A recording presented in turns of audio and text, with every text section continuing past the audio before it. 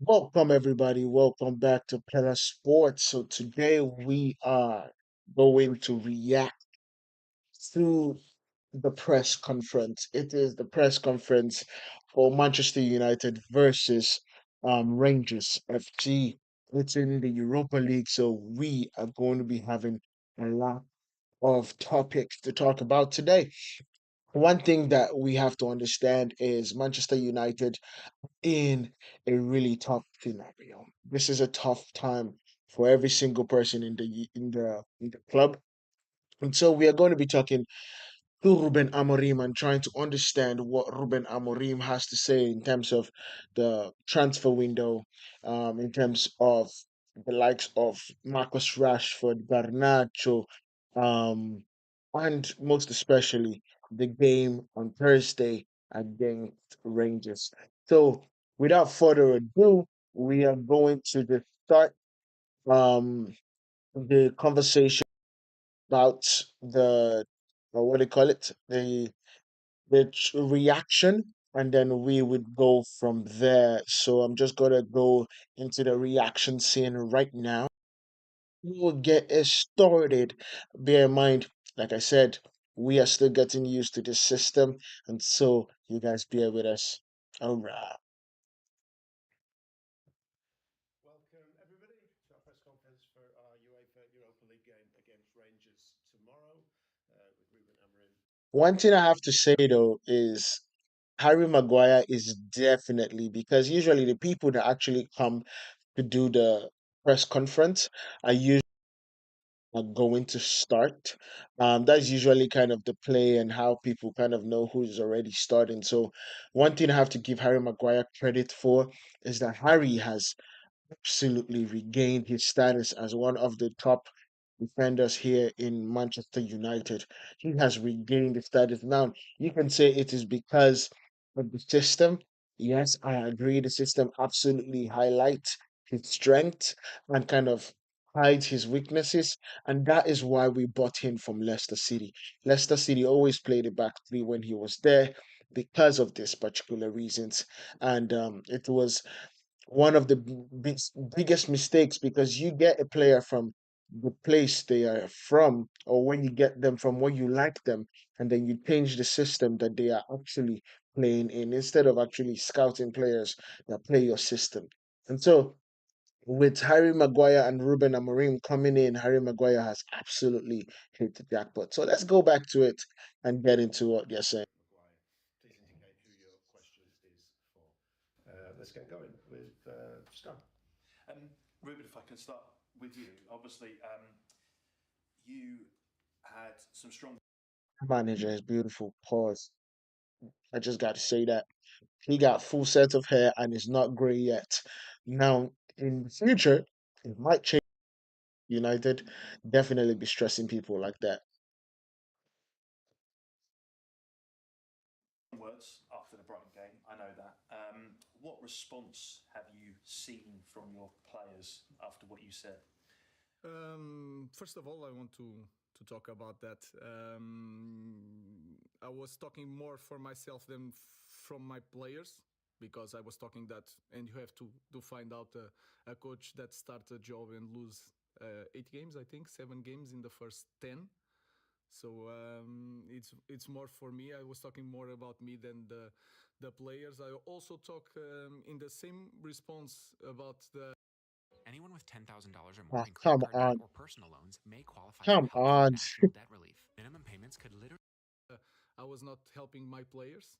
And if you look around every time I speak, and I speak a lot, every time you push about the players are not good enough, I never put the spot on my players. So I understand. I gave you that headline, and I'm frustrated sometimes, and sometimes I should not say that in that terms, but it is what it is, and that's it. Sometimes it's really hard to hide the frustration in some moments, but the good thing is that I said the same things in a different way in the dressing room 5 minutes before. So the response was quite normal because I'm really blunt with my players. and they train well. They are ready for this game, and let's see tomorrow.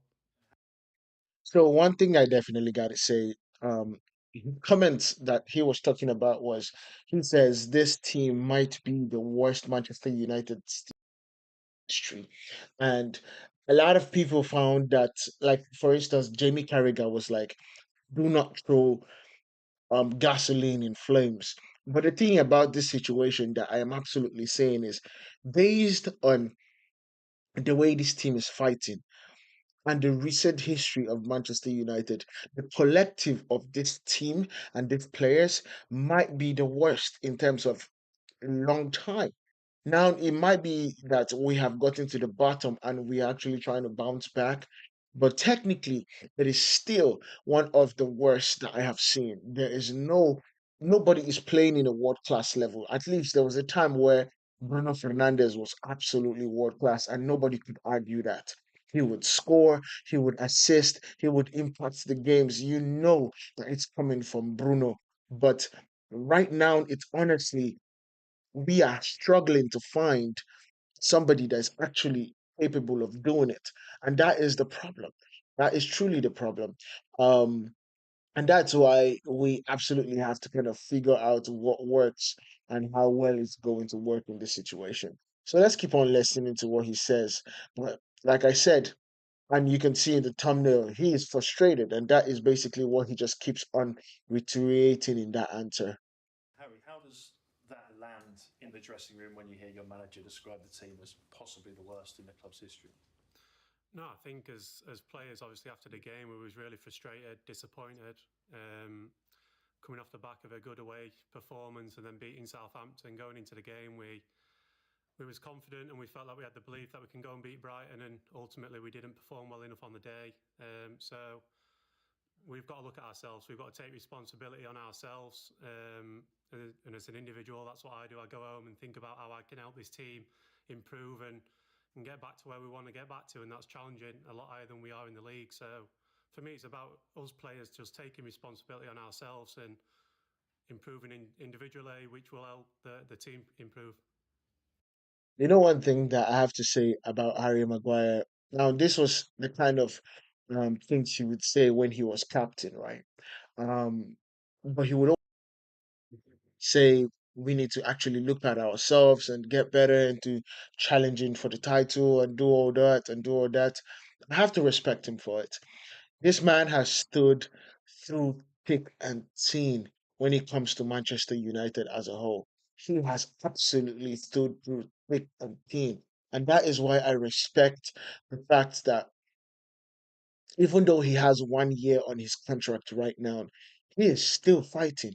And I wouldn't be shocked if Ruben Amorim green lights Harry Maguire to get an extension. I honestly would not be shocked because in this three back defense, we can do definitely worse than Harry Maguire. That's definitely one thing that I 100% would say. We could do worse than Harry Maguire. So let's continue. Let's see what he continues to say.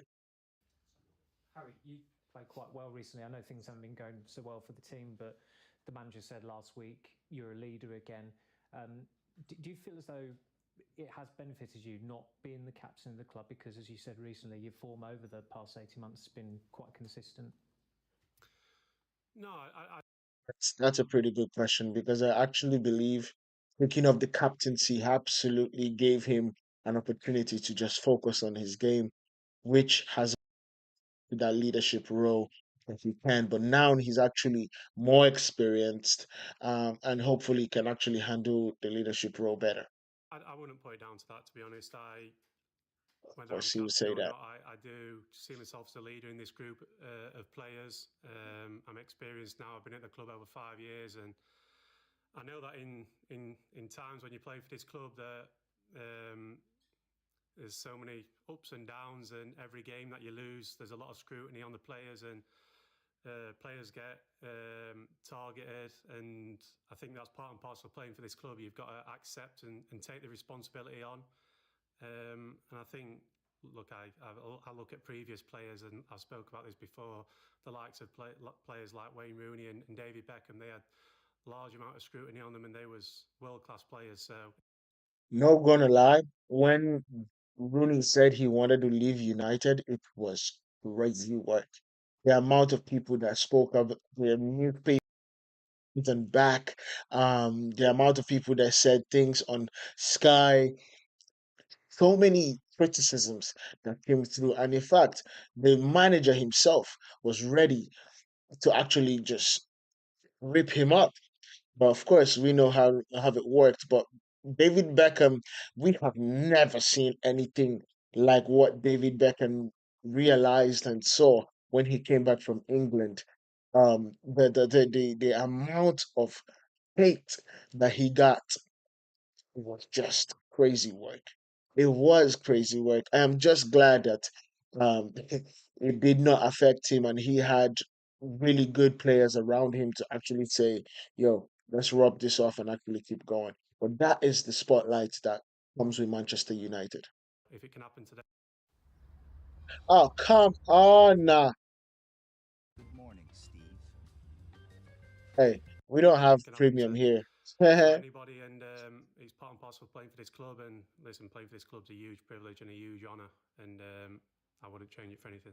Just regarding that scrutiny, I mean, Joshua Zirkzee had some dreadful stick a few weeks ago, and he's played well since. Did you ever speak to him because you've been through similar experiences at times?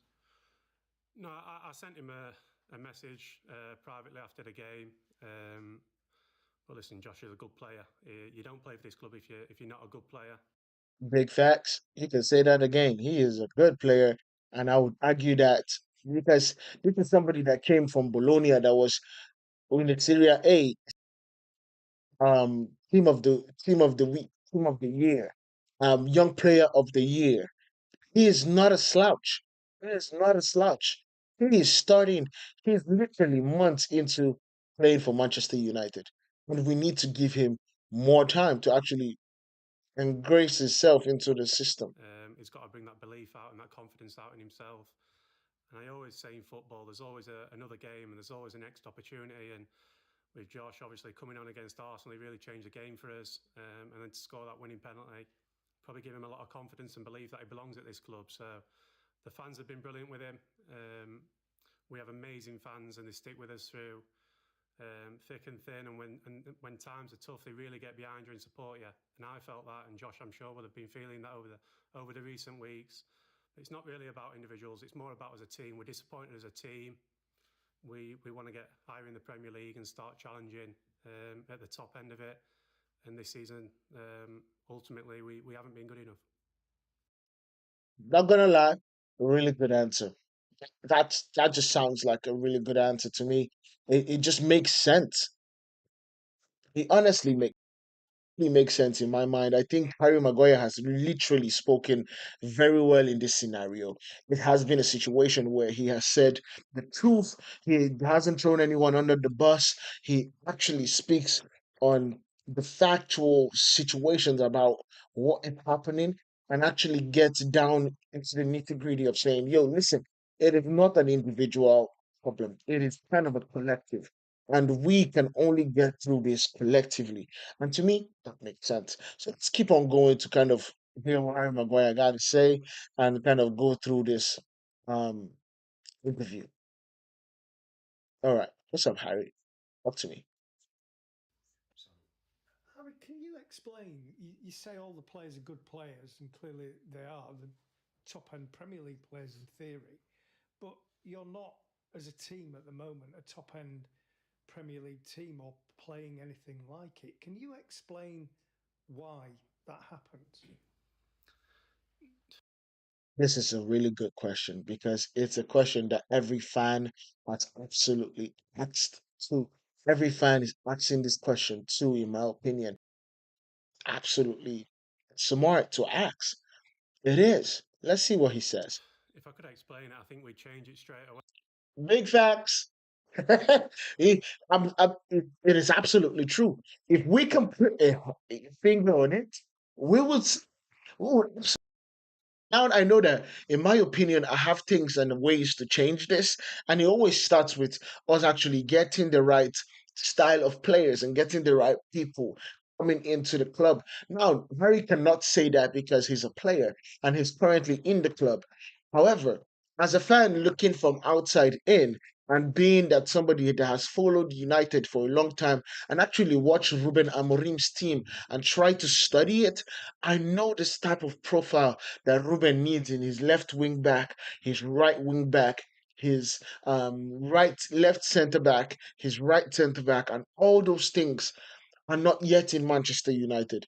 You understand? We absolutely need a deep line playmaker. That's why Ruben Amorim has always been trying to see how Bruno Fernandes can actually play there. But then we do not have a 10 that could be creative enough and could drag the ball and give our strikers opportunities when Bruno is the deep line playmaker.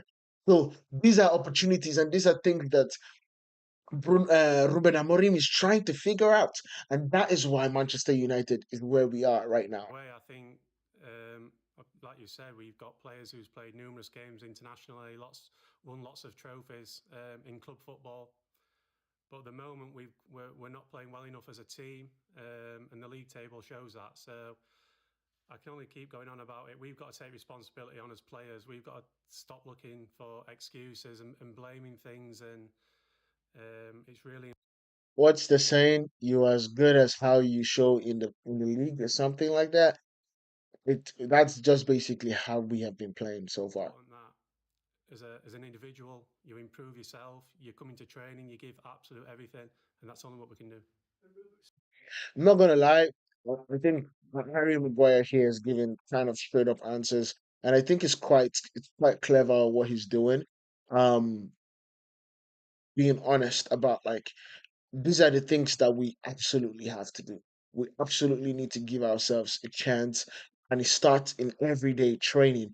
It starts in the weekdays. It starts with how you come into the dressing room, how you come to parenting. Are you prepared from your mindsets coming home? Are you going home and actually doing extra levels of recoveries? Are you going home and actually sitting in the sauna, getting red light therapy, getting your muscles back to firing on all cylinders? Are you waking up in the morning, taking a cold plunge to get your muscles awake and get your serotonin kind of pumping? All those things kind of tie into why people are actually ready to play, why people are actually consistent, because you have a system. You have a system that wakes your body up, and you have those extra steps that you do when the team is not looking, that you do when the people is not, that you do when the cameras are turned off. That is why you get world class players and you get consistency. Sorry, Ruben. I take on board what you said right at the Hey, start. my But if you're manager. taking responsibility away from the players, then you put it on you, and someone has to take That's my manager. responsibility for the fact that Manchester United are what, 14th in the I'm not Premier League. taking responsibility from the players. What I'm saying Like, where did that uh journalist get that from? He's not taking it. He's saying that it's his fault that his team is not ready, but we have responsibility to actually get pride and actually fight for the win. He's not taking sole responsibility. that is the message that you guys show was that I was putting on the players. What I was saying is that you have to look really hard to find the team of Manchester United in 10 games that lose 7 games. Not gonna lie, it hasn't happened in a very long time. 10 games, losing 7 games in 10 is actually, it is so bad. It hasn't happened in a very long time, and that is why he came out with what he said. In that is on me because it's the same players doing worse with a new coach. That's Factual, factual. He's very honest. my only concern in the moment. But I'm not taking anything from the players. What I'm saying is that we have to improve in the details, and I explained that the way we play, we are too nervous with the ball, too nervous, really anxious. And then if you have a little bit experience in this game, when you fall in this type of context, is really hard to go up, especially when you are a massive club. So that was my only point. it was the best point to do it after that loss in the way I do it. Maybe not, but it is Mhm. what it is. And I'm like that all the time. So I'm not taking responsibility for the players. I'm saying I'm really really direct in things. I'm saying in this moment we are performing really bad and our results are really bad in the moment, so it's everything together, the players, the staff, the technical stuff. So I'm not taking responsibility. I'm just pointing that I'm the biggest responsible of the performance and the results because I'm the coach and I have that responsibility. Now, let me say something about this whole situation. Ruben Amorim is absolutely right in this situation. I think we have a lot of a lot of ground to actually like figure out. But one thing that I have to absolutely say in this sense is Man United have had such a tough time with Ruben coming in the middle of the season. And that doesn't just have to do with Ruben Amorim, because the people that hired him, the Ineos representative, that actually searched and found that his system is how we want to play in the future, and actually got him knowing that we did not recruit for a back three. We did not recruit for a team that plays in the system that he plays is the problem. It's the asinine thing. Now we understand that we had to get rid of Eric Ten Hag, but we are currently 22 days in January, and there's still no movement in order for us to rectify this fact that the team itself is not suited for his system. And when a team is not suited for his system, you are literally putting round pegs in square holes. I mean, square pegs in round holes. And that is a problem. That is absolutely a problem because what that gives is just holes on every 90-degree that you have in the square. So that is what I'm trying to say in this situation. But let's continue. Ruben, you've spoken a couple of times about the anxiety that you feel sometimes at Old Trafford. Is it becoming harder to play there at the moment as opposed to being away? And is there anything that you can do to combat it, that feeling of kind of nervousness, anxiety when you play home games? I think that is clear. I could say different things and say no, it's the same thing. We have the support of the fans. No, Live streaming is Oh, come constant on. trends. It's a way to connect, share, I need to and get a inspire. premium real quick But setting up because we are more nervous playing at home than away because we lost a lot of games, like 4 games in 5. So it's getting harder. What we can improve, I think, if we don't suffer the first goal, like in the 4th minute, and I oh, remember like it's so right. 4th minute, 10 minute, 15 minutes, and then it's really hard to calm down the team. So we need the first thing in my mind is they cannot score. We need to score the first one. If we score the first one, I think that will change and we will play better at home in the beginning. Um, Let me say one thing. Sir Alex always had this whole conversation. He was like, make sure they do not score in the first 15 minutes. But if you can score in that first 15 minutes, we would absolutely win the game.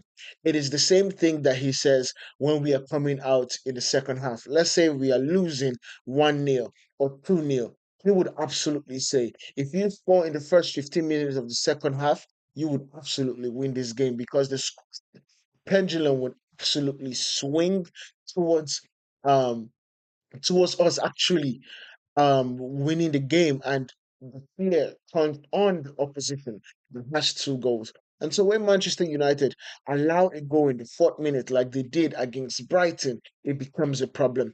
Allows a goal in the 10th like they did against Bournemouth, it becomes a problem. In the 15th like they did against Newcastle, that is the problem that we are facing. Because when you're playing in Old Trafford, 75,000 people are watching you and they are actually supporting you.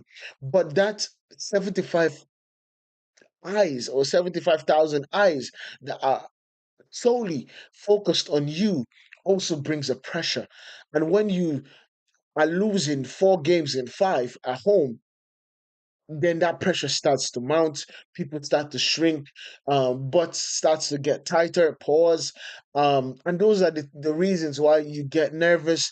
The passes that you need to pass in between the lines, you don't do it. You go to the side to be safe, and then the safety kicks in where we do not get um the amount of ambition in terms of getting chances to Rasmus Hoyland, to um what's his name, Xerxes. That's where the problem comes, and then you start seeing the confidence of the opposition start to rise, and of course, with that, you see more goals happening. So that's it. I think it's really clear. We are really anxious playing, especially at home, and we are suffering goals, and then it's really hard. So I think it's clear for everybody that is getting harder to play at Old Trafford. Especially because those goals are coming from set pieces. So it's not coming from where the team builds up and actually beats us. It's coming from a set piece. They get a set piece, they absolutely just score. Southampton did it. Newcastle did it. What's his name? Brighton. Of course, Brighton's own situation was a bit different, but Wolves did it. Tottenham did it. These are the problems that we are facing. Honestly. Jamie. I think you said previously, a couple of weeks back, there's a storm coming, yes? So it's fair to say you're in the storm, yeah? Can it get any worse for you, for this team, in terms of your position, your performances, the results? Oh, this is something that he needs to answer very, very politically correct. He needs to be very diplomatic now because the British media would jump on your throat, pause, if you actually don't get this. Don't give them a headline. That's my point. Can there be thunder and lightning in the storm? I think the the the most important thing is to think that we can improve right away in the next match, and then it's Good. He absolutely redirected to the positive. So instead of, because the interviewer right there just went super negative in saying, "Hey, yes, is here, but can the storm actually get worse?" That's what he's asking. And if he had said, yes, it can, that would absolutely say the media, you will literally see in the news tomorrow, Ruben Amorim says it's going to get worse. That's basically what it's going to be. But he absolutely redirected it and says the focus is actually us getting better. He is a smart man when it comes to managing the media and these press conferences. like that. The football can change like that. We can have a lot of ideas and thinking that it's getting worse for that reason or the other reason. Imagine that tomorrow we don't suffer a goal in the beginning and we score and we play well. And then you go to Fulham and you can win it. That will change even the environment here and everything. So I don't know what I knew since the first day is that when I arrived and I see it, I understood that changing things, we are going to suffer. For me, it was really clear. But in this moment, I don't want to say that it's going to take a lot of time. It's getting really hard, and and you guys are here for a long time, and you get lost after lost. It's really hard for everybody, and I know that. Sometimes I show that frustration, but I don't know. We can change that tomorrow. That was a good answer. I'm not even going to beat around the bush. He is so good at managing expectations and actually controlling. Now, the only time he slipped up was last week, where he said the worst comment, which gave the media license to just run wild. But I think it's pretty clever in how he has handled this. Both this next question, please. You just mentioned it again then that you're really nervous.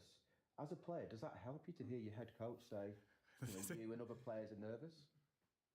No, I think we spoke about the first goal at Old Trafford, and it's not teams are coming to Old Trafford and opening us up and tactically breaking us down. I know when Yes, we was at the say game it. against Brighton, it was a 50-50 game. It could have gone either way, and we gave them a goal early on, which we knew we had to stop. We spoke about it in the pre-match.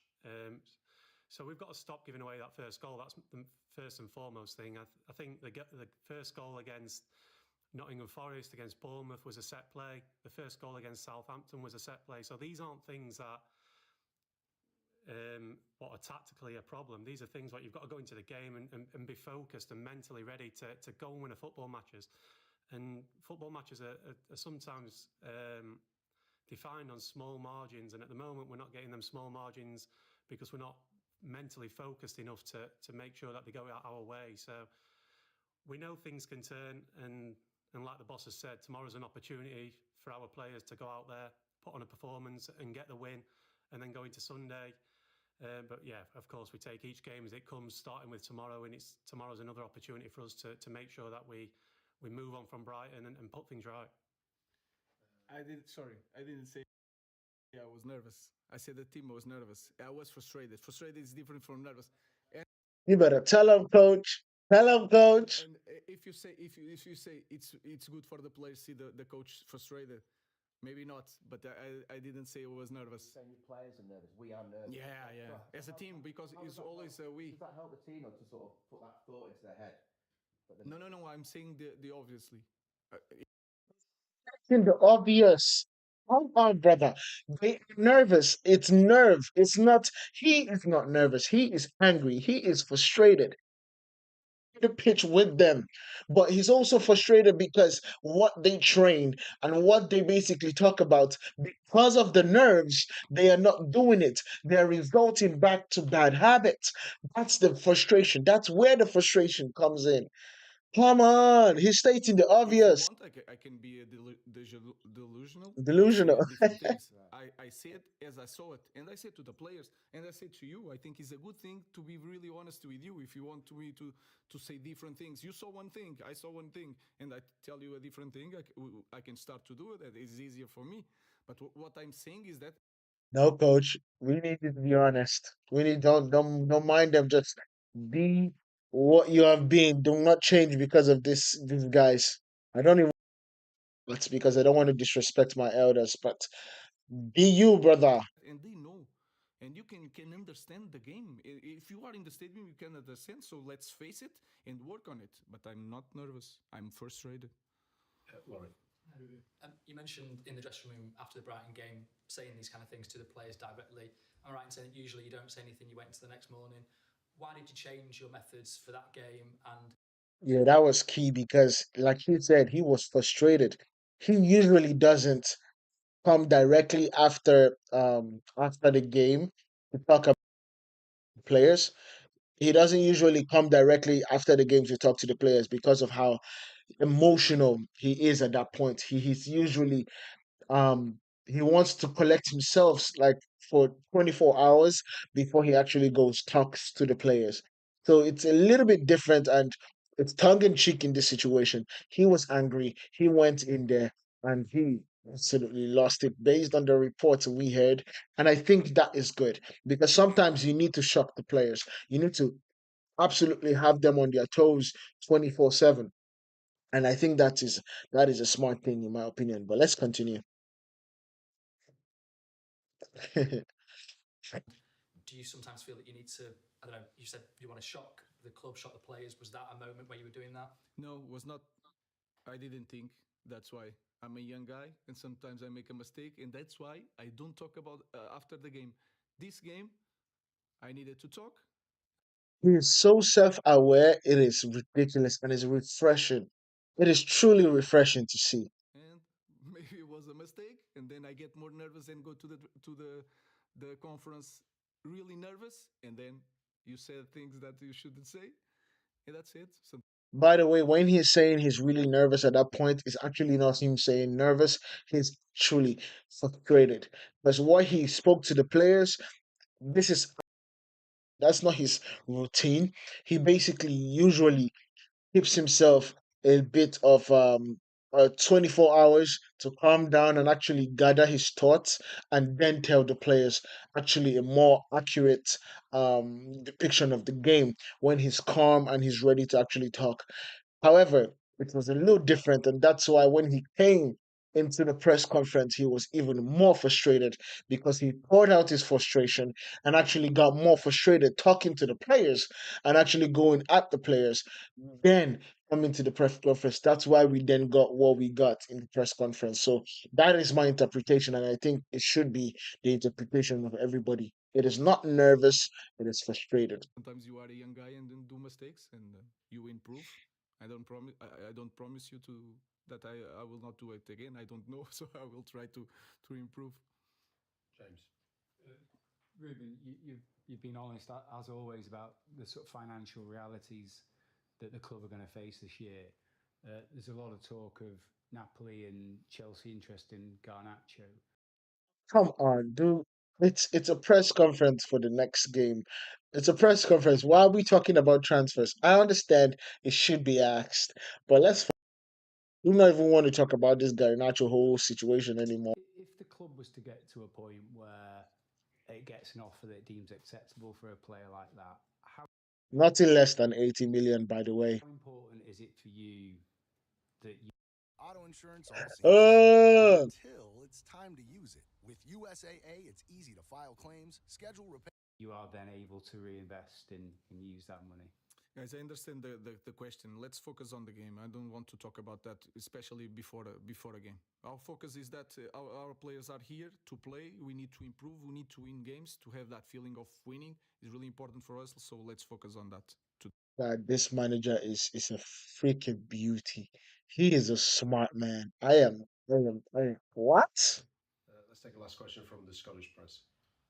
Just a question for both gentlemen, please. Just what do you expect from Rangers tomorrow night? No, I think we expect a tough game. We know they're going to Physical. come here and give everything. They're going to be followed with great support. And I think they've done extremely well in the competition. So, no, we expect a tough game, but I think our focus on ourselves, making sure that we perform on the back of a bad defeat at the weekend, and we'll go there with confidence that we can perform and get the 3 points. We expect, like Harry said, a tough match. A lot of physicality during the game. I know that some players, important players that from Rangers that don't play, and we have to know the new players to understand the way they play. With the fullbacks are really high on the pitch. They have talented to score in the final third. So it's one more difficult game is really important for us because we want to skip playoff. Is really important to have time to train. So I expect the same thing that we faced in the last games. A really tough match, a lot of physicality with also the fans from Rangers making some noise. So we are prepared. Our fans are prepared. We want to win. Just one last one from Scotland. Ruben, if you don't mind, in many ways, the situation at Rangers just now mirrors the situation at Manchester United. A lot of turmoil on and off the park. Are you aware of what's been going on in Rangers? Same idea of the fans being upset at lack of success, and do you feel for their coach, Philippe Clement? By the way, why he's actually asking this question is because Rangers and Celtic are kind of the dominant force of the Scottish Premier League. It is their league, and with Rangers winning more than Celtic in the past, Celtic have actually then come and have started dominating more. Currently, right now, Rangers are sitting second place, 13 points behind Celtics, and that is why that's the problem. And that's why I think he's asking this question because the manager is definitely on the hot seat. It's really hard. These massive clubs in Rangers won a lot. I think it's the club with more titles in Europe. So it's really hard in these moments for any coach in any club. But I hope to improve my team before, especially tomorrow. So Yeah. I feel the pain of the Rangers coach. Okay, we'll leave it there. Thank you. Thank you. Yeah, so that is, and now we go to big screen, boom. So yeah, definitely. I think we have what we absolutely need in I think Ruben Amorim is definitely a smart man and he's the right man in this situation. We absolutely have to work with Ruben. My own point is we are in January. We are almost at the end of the January transfer window. We need some things. We need some people. We need a left wing back. We need a right wing back. We need a midfielder that can actually be a deep line midfielder. Now, and I know that those things um are not going to be easy to do in January, but we need to try. We need to absolutely make it a point that we need to go out and get things. Now, um, we have to understand that we have those people out there that are actually available. We can tap into a market, the loan market. We can tap into different markets, the free agency market that is coming up. All those things are places where we could tap into, and we absolutely need to. But let's focus on the Rangers game. The Rangers game is going to be important because, like Ruben said here, it has to be a situation where Manchester United are focused on getting into the automatic qualification. Because if we do not, it will become another problem because Manchester United having to do the playoffs, it's just more games for us to play. And we need to absolutely stop trying and we need to get more time in the training ground than actually playing games. And so that is why I think Ruben Amorim says, hey, we need to win this game and actually get the automatic qualification because I think there's two more games left in the Europa League group stages.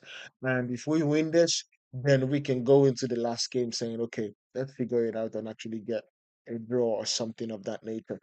Anyway, that has been what we have gotten in terms of the press conference. Thank you guys for absolutely riding with us and going through this journey. This is one of our first times actually doing, in fact, it's our first time actually doing the reactions to the press conference. If you guys like it, we will definitely start doing it down in the comments. So just let us know and we'll definitely continue from that sense.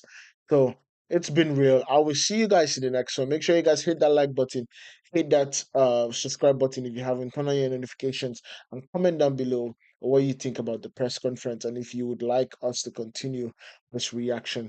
I'll see you guys in the next one. Peace.